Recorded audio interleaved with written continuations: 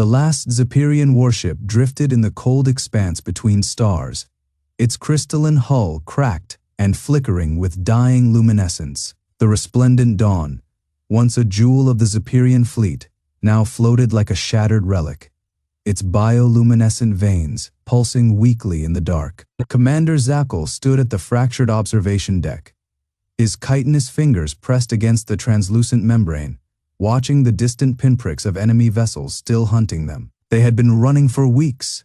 The Krxathi had come without warning, their obsidian dreadnoughts carving through Zapirian space, like scythes through fragile crystal. The Galactic Accord had abandoned them. No reinforcements, no sanctuary. The Zapirians were a peaceful species, their civilization built on luminous gardens and harmonic energy flows, not war. Their weapons had been designed for deterrence, not annihilation, and now they were paying the price. Zapple's secondary eyelids flickered shut for a moment, shielding his compound eyes from the sting of failure. Behind him, the command nexus hummed with the last vestiges of power, its hexagonal panels casting a sickly teal glow over the surviving crew. Their carapaces were dull with exhaustion, their antennae drooping. They had fought, they had fled, and now there was nowhere left to go. Commander. Scientist Krxathi approached, her voice a whisper of vibrating chitin. The last relay station is gone. The Krxathi have blockaded the jump lanes. We cannot outrun them. Zapple did not answer immediately. His mind traced the paths of the void, the equations of desperation. The Krxathi would not stop until every Zapirian was purged. Their kind did not believe in surrender, only extinction. Then, an idea, a terrible, reckless idea. Open the deep. Range comm array, Zapple ordered, his voice brittle. Krxathi stiffened. To what end? There are no allies left to hear us. Not in the Accord. Zapple turned, his bioluminescent markings flaring with grim resolve. But there are others, the unknowns, the humans. A ripple of unease passed through the crew. The humans were myth more than reality, a young, violent species from the edge of known space. The Accord had dismissed them as primitive, their technology crude, their methods erratic. But there were whispers, stories of their resilience, their refusal to die. Krxathi hesitated. Their systems are light, years away. Even if they hear us, why would they come? Zapple's mandibles twitched in something like a smile. Because we will not ask for their help. He turned to the flickering holodisplay, where the last of their power reserves pulsed weakly. We will beg for it. The message was simple. A distress beacon, unencrypted, broadcast on every frequency, screaming into the dark. To any who hear this, we are the last of the Zapirian sovereignty. Our enemies will not stop until we are erased. If there is mercy in this universe, we beg for sanctuary. Then silence. The Resplendent Dawn floated, a dying ember in the endless night, far away. In a system the Zapirians had only ever seen on star charts, a human listening post caught the signal. And for the first time in history, the galaxy would learn what happened when humanity answered a call for help. Section HFY. The first contact that wasn't the Resplendent Dawn drifted. A wounded leviathan of living crystal and flickering blue-green light. Its once gleaming hull, woven from bioluminescent membranes and geometric silver alloy, now bore the scars of plasma burns and kinetic fractures. Inside, the air hummed with the strained pulse of failing power cores, their rhythmic glow dimming like the slowing heartbeat of a dying beast. Zapple stood motionless on the command dais, his chitinous exoskeleton reflecting the emergency lighting in fractured teal hues. His primary eyes, multifaceted and sharp, remained fixed on the void beyond the observation hexagons. The enemy fleet loomed there, a swarm of angular shadows backlit by the cold glow of distant stars. They had not attacked yet. They were savoring this, waiting for us to break, he thought, or for our shields to fail. Behind him, Krxathi adjusted the crystalline interface of the comms array, his delicate manipulator limbs trembling. The distress signal had been sent. There was nothing left to do but wait. And yet, the silence of the cosmos was worse than any barrage. "They won't come," murmured one of the junior tacticians, his voice barely audible over the ship's dying systems. "No one comes for the condemned." Zapirian did not answer. He had seen the reports on humanity, scattered, fragmented intelligence, gleaned from intercepted transmissions and derelict probes. A species of contradictions, brutal in war, yet capable of staggering compassion. They had clawed their way from their own cradle, whirled through blood and fire, only to reach for the stars not with conquest in mind, but with outstretched hands. Foolish, some said. Dangerous, whispered others.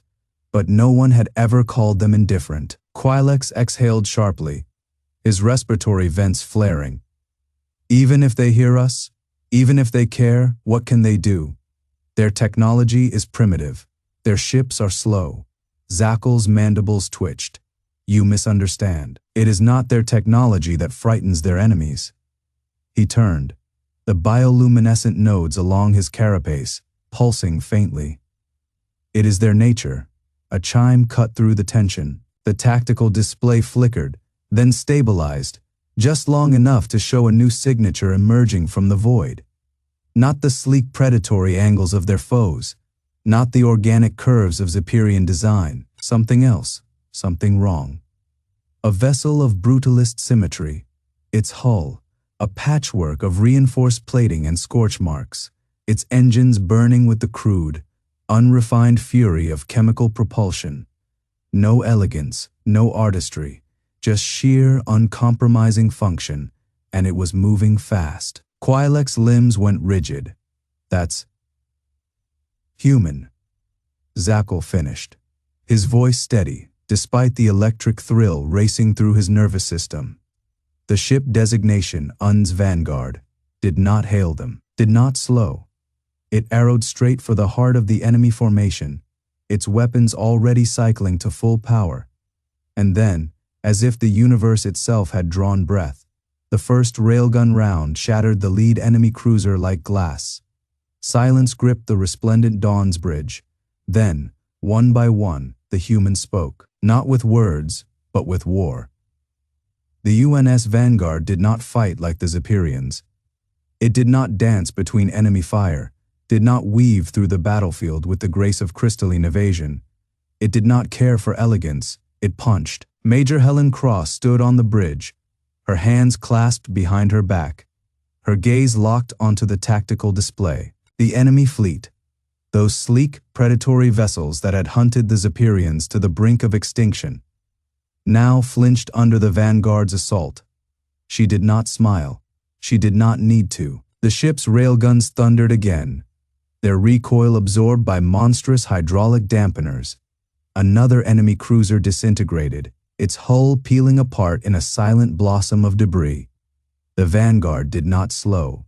It did not hesitate. It carved forward like a blade through flesh, its engines burning dirty, its armor shrugging off glancing plasma strikes as if they were nothing. Behind her, Captain Thomas Felger exhaled through his teeth. They're adjusting. Cross didn't turn. Let them. The enemy was learning. Their formations tightened, their weapons focusing. A coordinated volley lanced out blue-green energy, beautiful and lethal, the kind that had melted Zapirian cities into slag. The Vanguard took the hit and kept moving. Alarms blared. Damage reports flickered across secondary screens. A section of the outer hull glowed cherry, red where the plasma had struck, but the ship's skeleton, reinforced with layers of depleted uranium and carbon weave, held Felger's fingers twitched toward the tactical console. Shields at Fay. They're gonna hit us harder next time. Cross finally turned her head, just enough to meet his gaze. Good. Because the Vanguard wasn't alone.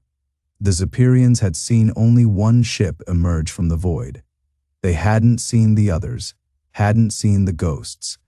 Deep in the ship's belly, secondary systems hummed to life. Cloaking fields, experimental and unstable, flickered like dying stars.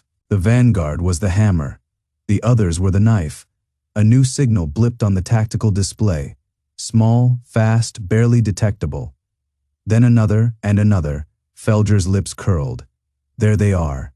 The enemy fleet didn't notice. Not until it was too late.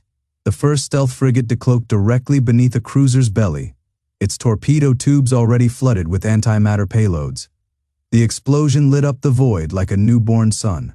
Krxathi watched, unblinking, as the battlefield shifted. The enemy's flawless formation, their predatory grace, all of it shattered under the weight of human deception. They had expected a war of attrition. They were getting annihilation on the Resplendent Dawn.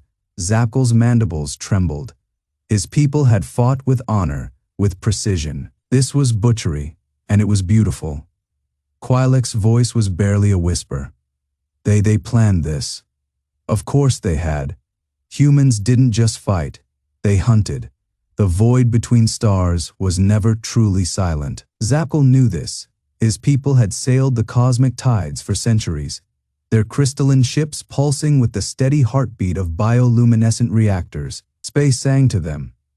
A quiet hum of particle winds, the distant echoes of dying stars, the whisper of quantum foam beneath reality's skin. But now, the silence was deafening. The Resplendent Dawn drifted through the wreckage of what had been. Mere hours ago, the pride of the Zapirian Third Fleet, shattered hulls spun lazily in the dark. Their once gleaming crystalline structures now fractured, their luminous cores dimmed. The blue-green glow of leaking plasma painted grotesque shadows across the debris. A graveyard of honor turned slaughterhouse. Zapkil's claws flexed against the command console, the organic metal yielding slightly under his grip. His secondary eyes, arrayed in a crown around his primary vision, flickered with involuntary distress signals. He forced them still. A commander did not show weakness, not even in the face of this. Krxathi stood beside him, her antennae trembling as she parsed the sensor data. The humans had left nothing to chance. Their torpedoes had struck with surgical precision. Reactor cores, shield emitters, command nodes. Not a single shot wasted, not a single life spared. They didn't just break us, she thought. They dismantled us. A flicker of movement on the long-range scanners. Zapkil's breath stilled. Another ship. One of theirs, the Eternal Radiance, a cruiser from the 7th Wing, limped into sensor range. Its hull was scorched, its crystalline lattice cracked like frozen sap.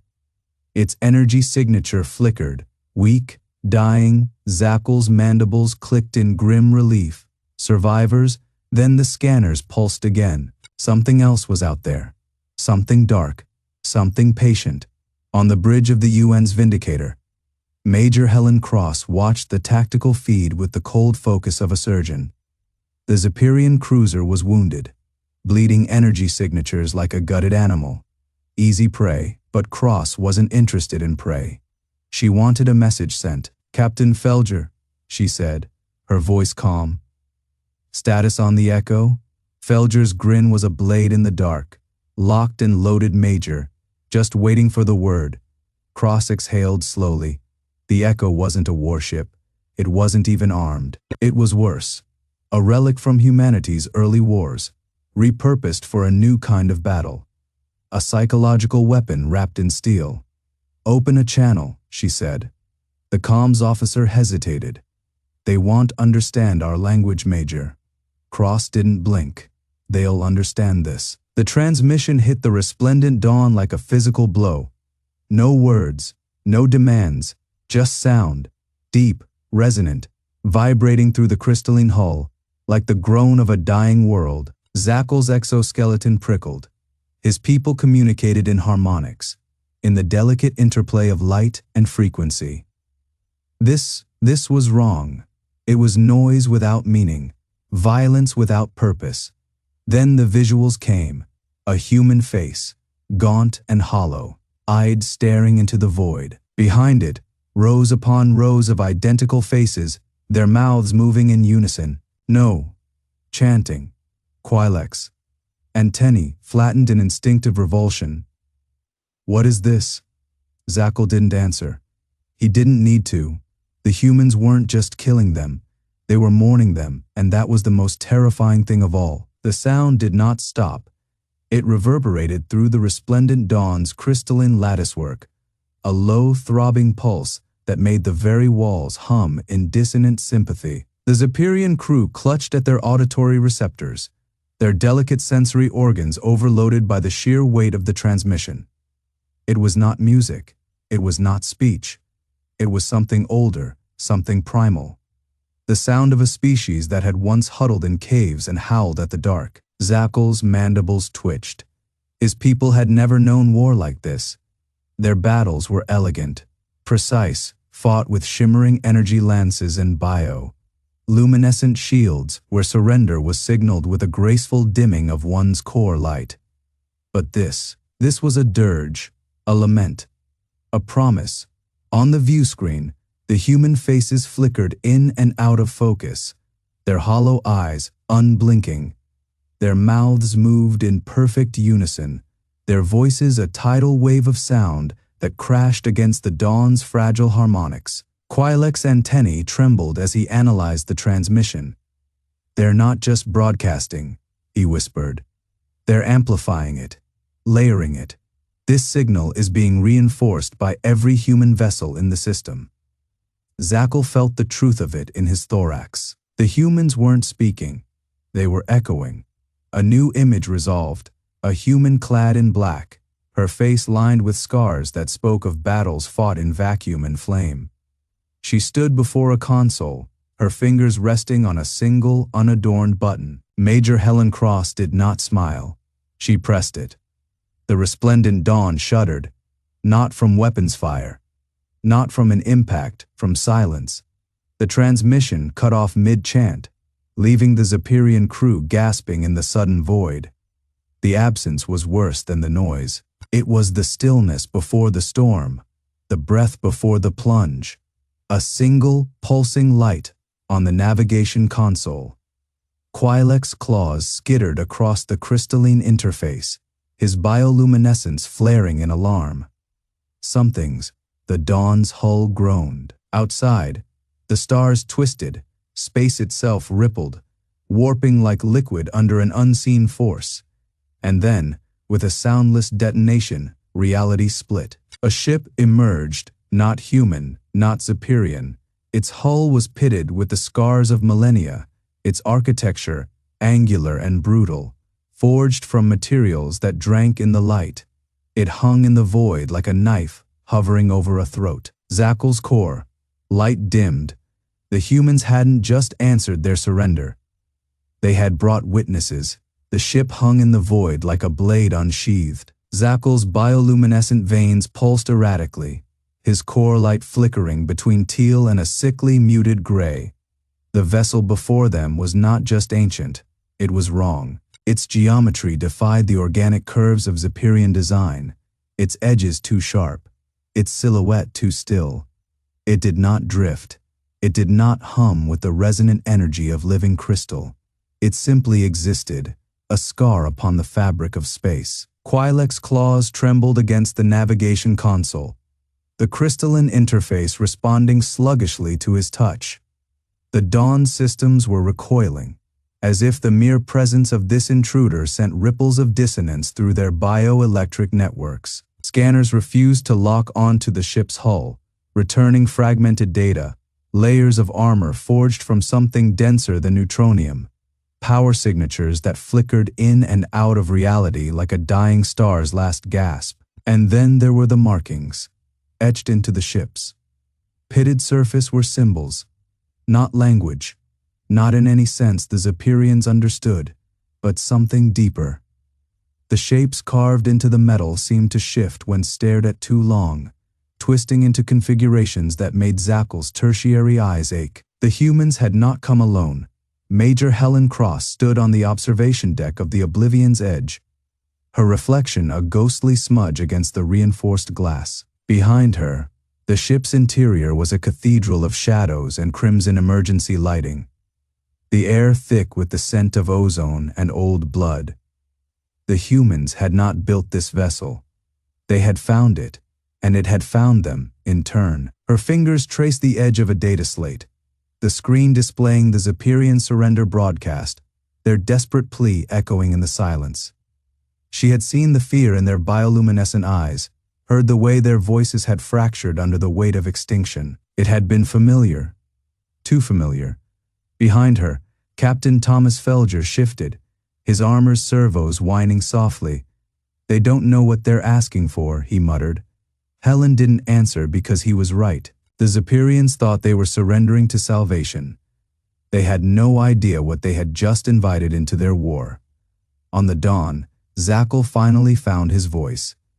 "Open a channel," he commanded, his vocal membranes vibrating with forced steadiness. The comms officer hesitated, their crest, spines flattening in unease. "High Commander, our systems cannot even identify that vessel, let alone a crackle of static." Then, not the silence of dead air, the silence of something listening. Zackle's core, light dimmed further, and then, from the depths of the unknown ship, a sound emerged. Not speech, not language, a pulse, a single, reverberating tone that resonated through the Dawn's crystalline hull, sending fractures skittering across their bioluminescent panels. The Zapirians recoiled as one, their bodies instinctively curling inward, their bioluminescence flaring in distress. The sound was not a voice. It was a name, and it was not meant for them. Quilex's claws dug into the console, his voice a whisper. "They're not answering us." Zackle's secondary eyes shut. "No," he agreed. The humans were not speaking to the Zapirians. They were speaking to it, and whatever it was answering. Section Fey. Borrowed time. The dawn of final mercy trembled as the sound. No, the presence, rippled through its crystalline structure. Zackle felt it in his bones, in the pulsing core, light at the center of his thorax. The resonance was wrong, not just alien, but older than alien, something that had no place in the ordered geometries of Zapirian reality. Quilex's bioluminescence flickered erratically, his normally precise movements reduced to shuddering tremors. His claws left deep gouges in the console's organic interface, leaking thin streams of luminous coolant. "They're not hailing us," he repeated, voice brittle. "They're hailing that." Zackle didn't need to ask what that was. The human ship, no, the Terrans, they called themselves, had not responded to the distress signal with words. They had not even acknowledged the Zapirians as sentient. Instead, they had broadcast a single, reverberating tone, a sound that made the Dawn's living crystal vibrate at frequencies just shy of shattering. And now, the void beyond the viewports was answering. At first, it was just a distortion, a warping of starlight, as if space itself had taken a slow, deliberate breath. Then, the darkness rippled, and something vast began to coalesce. Not a ship, not a structure. Zackle's secondary eyes shut instinctively, his primary ones narrowing to slits against the wrongness unfolding before them. The thing emerging from the void was not solid, not in any sense his mind could parse. It was a shifting mass of absence, a silhouette that drank in light rather than reflected it, its edges fraying like smoke caught in a slow wind. And it was growing, the human vessel, a jagged, angular monstrosity of blackened alloy and scorched armor plating, hung motionless before it, dwarfed by the enormity of the phenomenon. Yet there was no fear in its posture, no retreat. If anything, the Terran ship seemed to lean into the abyss, as if in recognition. Quilex's voice was barely audible. "What have they done?" Zackle had no answer, because the humans weren't just speaking to the darkness. The darkness was speaking back. A second pulse echoed through the void. Deeper this time, a subsonic thrum that bypassed auditory receptors entirely and vibrated directly through the Dawn's crystalline hull. The ship's bioluminescent panels flared in distress, their soft blue-green glow flickering toward ultraviolet, then into wavelengths the Zapirians couldn't perceive. Systems screamed in protest. their organic circuitry recoiling from the signal as if burned. Not a transmission, not a broadcast. A voice that unfolded inside their minds, bypassing language, bypassing sound. It was cold, ancient, hungry, you called. Zakel's core light guttered. The humans had not come to save them. They had come to bargain, and whatever they had brought with them was not a weapon. It was a witness. Krxathi's claws spasmed, his voice a broken whisper. We're not going to survive this. Zakel didn't answer, because for the first time in his long, dutiful life, he wasn't sure survival was the goal anymore. The void had opened its eyes, and the Terrans stood unflinching before it. Section Fe, the 100-year silence. The silence that followed was not the absence of sound, but the presence of something far worse, ancient, patient, and vast. Zakel's core, light pulsed erratically, casting jagged shadows across the Dawn's crystalline command chamber. His neural tendrils, usually a steady network of electric signals, flickered with something the Zapirians had no word for. The crushing weight of standing before something that had no name, only hunger. The humans had not moved. Their vessel, a brutal slab of blackened alloy and scorched armor plating, hung motionless against the void. No lights, no energy signatures, just the slow, rhythmic pulse of something deep within its heart. A sound like a drumbeat, or a war chant, or the last breath before a killing blow. Krxathi's claws scraped against the translucent deck, his bioluminescence dimmed to near invisibility. His mind raced through 1,000 calculations, 1,000 possibilities, and found only one truth they had miscalculated. The Zapirians had thought the Terrans would be saviors, warriors, a blunt instrument to wield against the Devourers. But the thing that had answered their call was none of those things. It was older, and it had been waiting. Major Helen Cross stood perfectly still on the bridge of the Oblivion's edge, her hands clasped behind her back, her eyes fixed on the view screen. The Zapirian ship shimmered there, a fragile thing of glowing crystal and delicate curves. So unlike the brutalist architecture of human warships, she did not blink. Behind her, Captain Thomas Felger exhaled slowly, his fingers twitching toward the sidearm he no longer carried. The air tasted metallic, charged, like the moment before lightning struck. They don't understand, he murmured. Cross didn't turn. No, the Zapirians had sent their distress call into the dark, begging for salvation.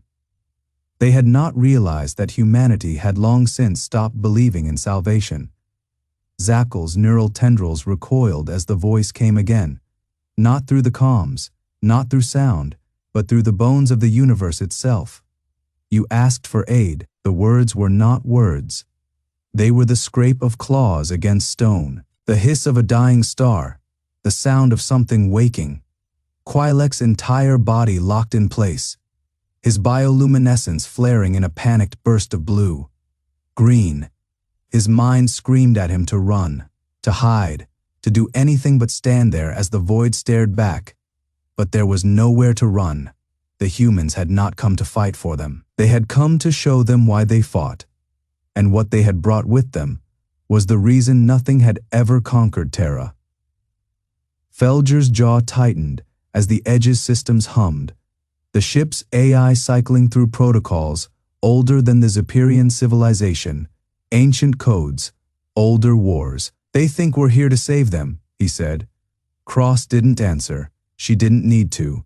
The Zapirians had called for help, and humanity had answered, just not in the way they expected. The silence stretched, the void watched, and the Terrans stood unmoved, their ship a tombstone in the dark. Section Fe, Krxathi's Gambit. The crystalline walls of the luminous will hummed with dying energy, their once vibrant teal glow now flickering like the last embers of a drowned fire. Zakel's claws scraped against the hexagonal command panel, his bioluminescent markings pulsing erratically, not in the steady rhythm of a commander, but in the jagged, panicked bursts of a creature backed into oblivion. They were supposed to save us. The thought was a poison in his veins. Across the fractured view screen, The human vessel, Edge of Midnight, hung motionless against the void, its matte black hull drinking in the starlight. No weapons charged, no boarding parties launched. It simply existed, a silent monolith that had answered their desperate cry with nothing but its presence. And yet, that silence was worse than any barrage. Krxathi's voice crackled through the ship's failing comms, his usually melodic tones stripped raw. They're not engaging. Why aren't they engaging? Zapir's secondary eyelids flicked shut for a fraction of a second, a reflexive attempt to block out the sight. The humans had come, they had heard, and now they watched, unmoved, as the Zapirian fleet burned. A cold, sickening realization slithered through his mind. They're not here to fight for us. They're here to see if we're worth fighting for. Felger exhaled slowly, his breath fogging the inside of his helmet for a brief second before the suit systems whisked it away. The Edge's tactical display painted the Zapirian fleet in pulsing blue-green sigils, each one dimming as another ship was torn apart by the Devourer swarm. Had seen this before, not the specifics, not the crystalline ships or the bioluminescent aliens, but the shape of it, the desperation, the way a species looked when it realized it was about to be erased from the universe. "They're waiting for us to move," he muttered. Krxathi didn't turn from the screen. "They're waiting to see if we will." The unspoken truth hung between them. Humanity had answered the call. Now the Zapirians had to answer theirs. Krxathi's claws trembled as he rerouted the last of the luminous will's power to the forward arrays. The ship groaned around him, its organic crystalline structure fracturing under the strain. He could feel it. The way the vessel's pulse stuttered, the way its energy flows, sputtered like a dying heartbeat. And still, the humans did nothing. The question burned. They had begged for aid, and the Terrans had come, but they did not fight, did not speak, did not even acknowledge the Devourers tearing through Zapirian lines. His bioluminescence flared in a sudden, violent burst. Unless they were never here to fight for us at all. Unless they were here to see if we would fight for ourselves. The realization hit like a plasma round to the chest. The humans had not come to save them. They had come to see if the Zapirians were worth saving. Zapir's mandibles clicked in a soundless snarl as he slammed a clawed hand against the command console. The luminous will shuddered, its dying systems protesting, but he didn't care. "Reroute all power to the Singularity Core?" he hissed. Krxathi's voice was a whisper. "That's a suicide burn we won't survive. We're dead either way."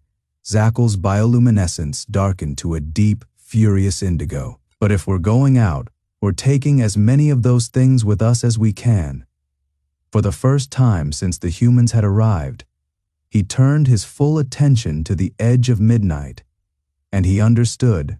The Terrans weren't saviors. They were survivors, and survivors only respected one thing.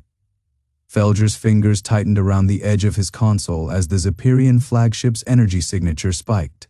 "Cross," he said softly. She was already moving. The word was a blade.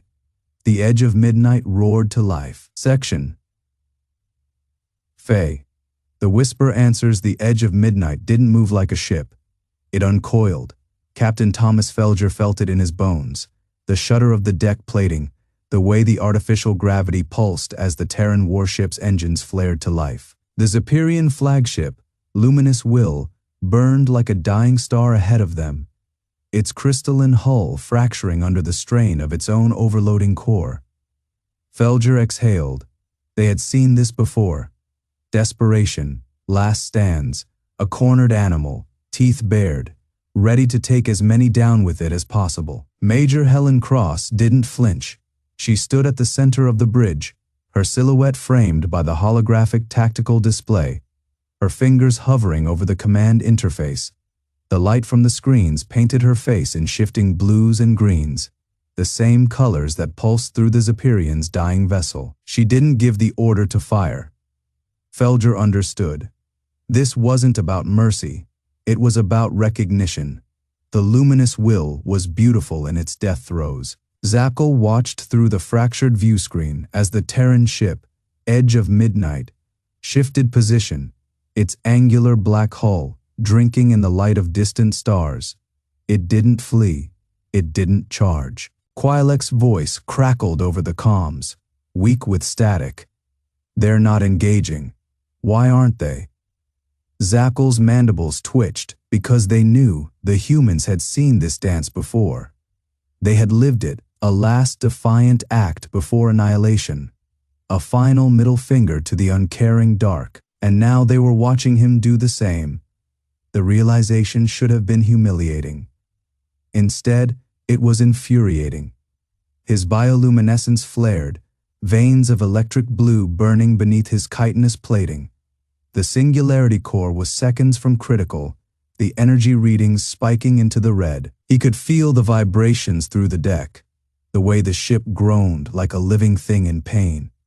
And still, the Terrans did not move. Felger's fingers hovered over the tactical display. The Zapirian ship was a storm of conflicting signals, energy surges, hull breaches, life signs flickering in and out. The singularity core was a collapsing heartbeat, its pulse erratic, its death inevitable. He glanced at Krxathi. She hadn't moved. The bridge was silent. A single transmission, raw and unfiltered, bleeding through the static. Zackel's voice, not a plea, a challenge. Come on then. Krxathi smiled. Felger felt his blood ignite. The edge of midnight answered. Not with weapons, not with fire, but with motion. The Terran ship lunged, not away, but forward, engines flaring as it carved through the void, closing the distance between them in a heartbeat. Felger's breath caught. They weren't running. They weren't attacking. They were meeting them. Zackel's world dissolved into light. The edge of midnight filled the view screen, its obsidian hull swallowing the stars, its presence an undeniable force. For a single, impossible moment, the two ships hung suspended, Zapirian and Terran, crystalline elegance and brutal pragmatism, death and defiance. The luminous will's core breached, the universe screamed, and the last thing Zackel saw was the Terran ship, untouched, unmoved, watching as his world burned. Not in triumph, not in pity, but in understanding. Felger exhaled. The explosion washed over the edge of midnight's shields, a storm of blue-green fire that shattered against the black hull like waves against a cliff. Krxathi turned. Her voice was quiet. Now they know. Felger nodded. Now they understood. Humans didn't just survive. They remembered, and they answered. Section Fae. Lazarus unbound. The edge of midnight hung in the void, a silent monolith against the fading embers of the luminous will. The Zapirian flagship was gone, its crystalline spires reduced to molten slag, its pulsing blue-green energy cores snuffed out like dying stars. Only echoes remained, the ghostly afterimages of its bio. Luminescent membranes flickering in the radiation, choked dark. Major Helen Krxathi watched the destruction with neither satisfaction nor remorse. Only the cold calculus of necessity on the bridge. Captain Thomas Felger flexed his fingers, the neural interface of his combat suit still humming with residual energy. The Zapirians had fought well, better than most. But they had made the same mistake every species did when they first met humanity. They assumed mercy was a weakness. A soft chime broke the silence. Felger turned. The holodisplay flickered to life, revealing a single incoming transmission, unencrypted, broadcasting on all frequencies. No demands, no threats, just a looping pulse of light, a pattern repeating in slow, deliberate waves. A surrender. Krxathi didn't react at first. Then slowly, she leaned forward. Analyze. The AI responded instantly. Zapirian emergency beacon. Origin, secondary command vessel. Designation, luminous resolve. Crew complement. Fae, power levels critical. Life support failing. Felger exhaled. They're asking for quarter.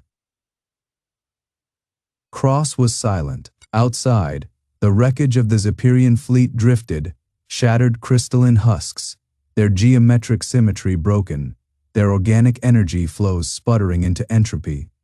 The battle had been swift, decisive, and now the survivors were begging. Felger knew what came next. The unspoken rule of war, the Zapirians had come to exterminate. They had fired first. They had burned human colonies, glassed outposts, left no room for negotiation. By every law of vengeance, the edge of midnight had the right to finish it. Krxathi stood. Open a channel. Felger blinked. Ma'am, her voice didn't waver. All frequencies, visual and audio. The bridge crew hesitated, then complied. The holodisplay shimmered, resolving into the image of a Zapirian commander, his chitinous plating cracked, his bioluminescent veins dim with exhaustion. Behind him, the luminous Resolve's interior was a ruin of shattered crystalline panels, the air hazy with smoke. The alien's voice was a rasp, translated through the ship's systems. This is Zackle of the Zapirian ascendancy we yield. Krxathi didn't move. Major Helen Krxathi, Terran Defense Fleet. Her words were measured, precise. State your terms. The alien flinched. Terms. You surrendered. She tilted her head. So negotiate. A beat. The Zapirian's faceted eyes flickered. Confusion, then dawning horror. He had expected death, expected annihilation, not choice. Felger watched, something tightening in his chest. This wasn't how it was supposed to go. The Zapirians had come to burn humanity from the stars. They didn't deserve. Krxathi's voice cut through his thoughts. You have 30 seconds. The alien commander shuddered. Then, slowly, he straightened. Safe passage for my crew. In exchange, our data cores, our technology, everything. Krxathi didn't react. Felger held his breath. Accepted. The bridge froze. Krxathi turned to the comms officer. Dispatch a medical frigate. Full humanitarian protocols. The Zapirian on. Screen stared. His mandibles slack. You would spare us. Krxathi met his gaze. Her voice was quiet. We're better than you. The channel cut. Felger exhaled. Outside, the edge of midnight's hangar bays opened. Rescue shuttles streaking toward the dying Zapirian vessel. Not in mercy, not in forgiveness, but in remembrance of what humanity had once been, and what it refused to become. The silence on the bridge of the edge of midnight was absolute. Not the quiet of hesitation, but the stillness of a storm passing. The kind of quiet that settles only after something irreversible has been decided. Felger watched the tactical display as the human rescue shuttles streaked toward the crippled Zapirian flagship, their engines burning cold blue against the void. The alien vessel hung broken in space, its once gleaming crystalline hull fractured, leaking luminous blue-green plasma like blood from a wound. It was a dying thing, its organic energy cores flickering erratically, its geometric spires shattered. And yet, humanity was answering its distress call. Not as victors gloating over the fallen, not as conquerors claiming spoils, but as something else. Felger exhaled, slow and controlled, feeling the weight of the moment press against his ribs. He had seen the Zapirians burn colonies, had watched their insectile warships glass entire worlds with pulsing bioluminescent fire. He had expected, wanted to see them pay for it in kind. But Krxathi had chosen differently, and that was the thing that unsettled him most. On the Zapirian flagship, Commander Zackle stood motionless in the ruined command nexus, his chitinous limbs trembling with something he had no name for. The humans had accepted their surrender, had agreed to spare his crew. It made no sense. The data core projections had been clear. Terrans were violent, irrational, driven by base emotions. They should have slaughtered them all, should have torn the ship apart, molecule by molecule, in vengeance. Yet instead, their shuttles were coming. Why? The question clawed at him sharper than any blade. Beside him, scientist Quilex adjusted a cracked crystalline display, her antennae twitching in distress. Their transmissions, They're broadcasting medical frequencies. They're sending doctors. Zackel's mandibles flexed. The humans weren't just retrieving prisoners. They were healing. The realization struck him like a particle lance to the chest. This wasn't mercy. It was contempt. They were proving, with every rescue shuttle, every medical drone, that they did not need to destroy him to defeat him, that they could afford to be better. And that was worse than any execution. Back on the edge of midnight, Krxathi stood at the viewport, watching the operation unfold. The Zapirian ship was a carcass now, its once proud crystalline architecture reduced to wreckage. She felt no satisfaction in it, only a cold, quiet certainty. Felger approached, his boots clicking against the deck. You could have left them to burn. Krxathi didn't turn. Yes, and we didn't. Felger studied her profile, the tightness in her jaw, the way her fingers curled just slightly at her sides. He had served under her long enough to recognize the storm beneath the calm. This wasn't forgiveness, it was a lesson, one the Zapirians would never forget. The last of the shuttles docked, their hulls scorched from navigating the wreckage. The Zapirian survivors, those who had lived, were brought aboard under guard, their luminescent carapaces dull with shock. They had expected death. Instead, they were given water. Felger watched as one of them, a young technician, by the look of its slender limbs, stared at the human medic, offering it a hydration pack. Its antennae quivered, its faceted eyes wide with something like disbelief. Why? It whispered. The translator struggling with the Zapirian dialect, the medic, a woman with tired eyes and a steady voice, simply said, "Because we can." And in that moment, Felger understood. This wasn't about them, it was about us. Humanity had looked into the abyss of vengeance and chosen to step back. Not out of weakness, but because some lines, once crossed, could never be uncrossed, and humanity refused to become the monsters it had fought. Outside, the stars burned cold and indifferent. The war was over, but the galaxy would remember.